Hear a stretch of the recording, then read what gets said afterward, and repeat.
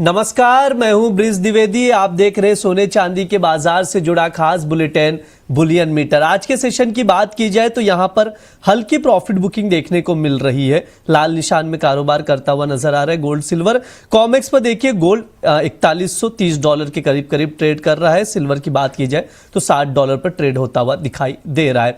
ऐसे में ट्रेडर्स क्या रणनीति बनाए? क्या यहाँ पर करंट भाव पर खरीदा जा सकता है या ऊपरी स्तरों से बिकवाली की जाए?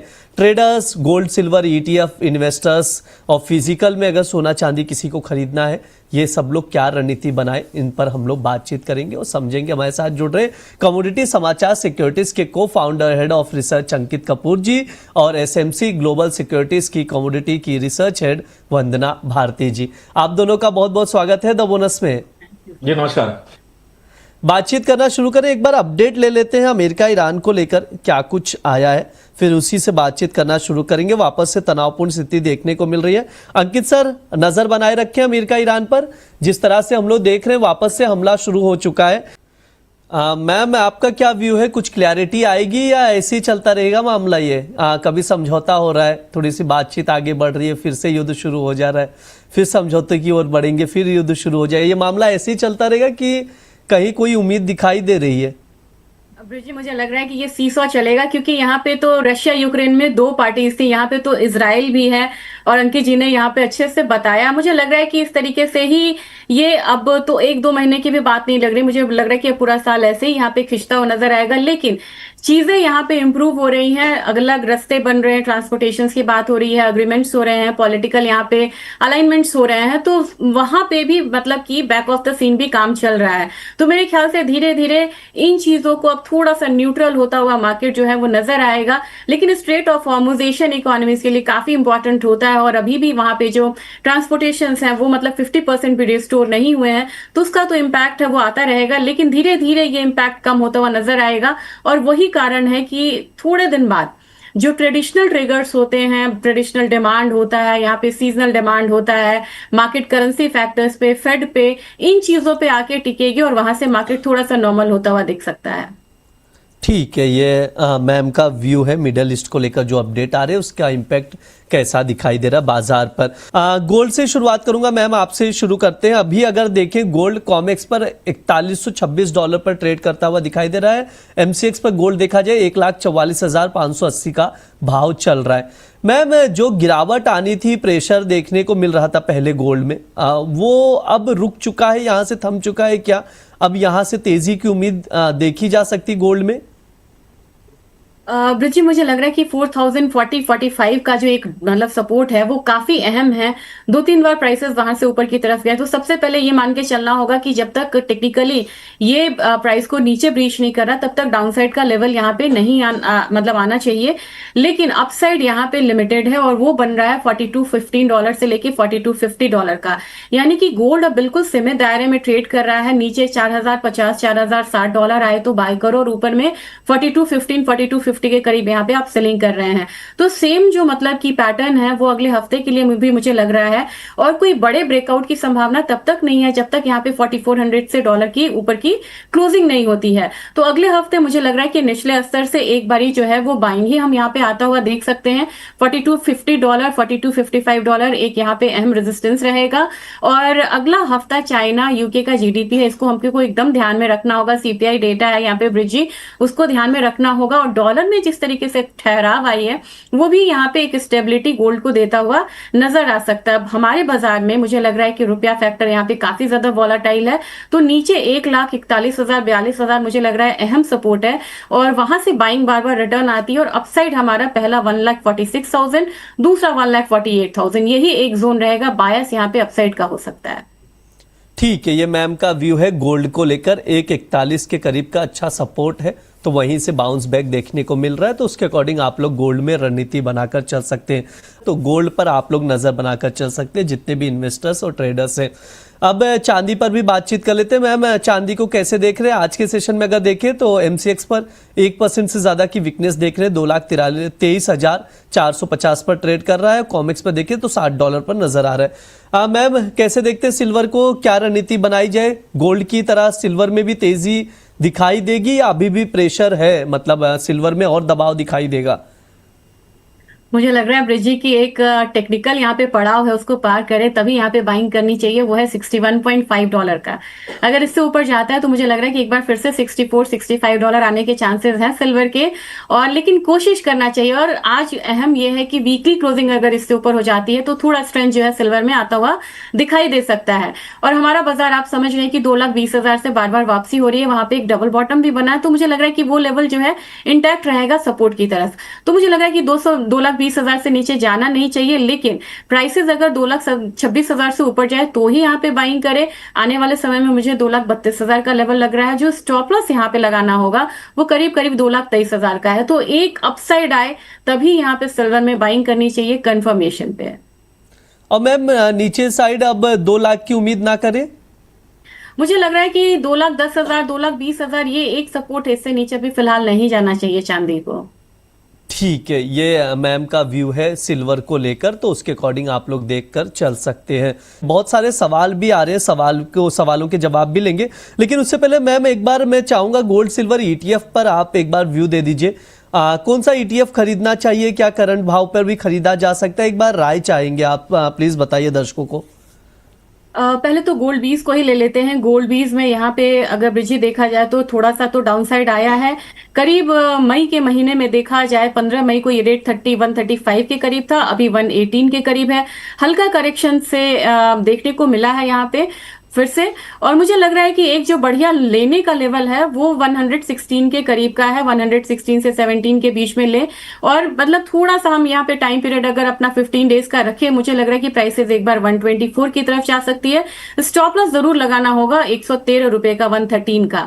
अगर यहाँ पे सिल्वर बीज की बात करें तो सिल्वर बीज जो है वो बिल्कुल रेंज में यहाँ पे हम लोगों ने देखा था, क्योंकि सिल्वर में देखा जाए तो एक रेंज ही है फिलहाल।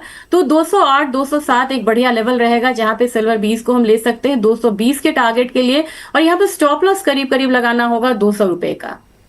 ठीक है, ये मैम का व्यूज है गोल्ड सिल्वर ईटीएफ को लेकर, तो उसके अकॉर्डिंग इन्वेस्टर्स जो भी है रणनीति बनाकर चल सकते हैं। एक चीज मुझे ये भी बताइएगा मैम, आपसे जानना चाहूंगा या अंकित सर कोई भी बता सकता है, क्या चांदी जो है भारतीय बाजार में प्रीमियम पर चल रही है काफी ज्यादा as compare to international market? एक कैलकुलेशन किया था यहाँ पे ब्रिजी, तो मुझे उसमें 13 से 15,000 तक का एक जो प्रीमियम है वो आता हुआ दिखा था चांदी पे। तो वो कैलकुलेशन के थ्रू तो मुझे लग रहा है कि अभी थोड़ा सा जो प्रीमियम है उससे इनफैक्ट थोड़ा ज्यादा प्रीमियम है। और ये हम लोगों ने पहले भी कहा था, क्योंकि यहाँ पे आप इंपोर्ट को रेस्ट्रिक्ट करें, 85% यहाँ पे इंपोर्ट डाउन हो चुका है। और फिर यहाँ पे मतलब आपको रुपया का भी प्रीमियम मिल रहा है, इंपोर्ट ड्यूटी का भी है।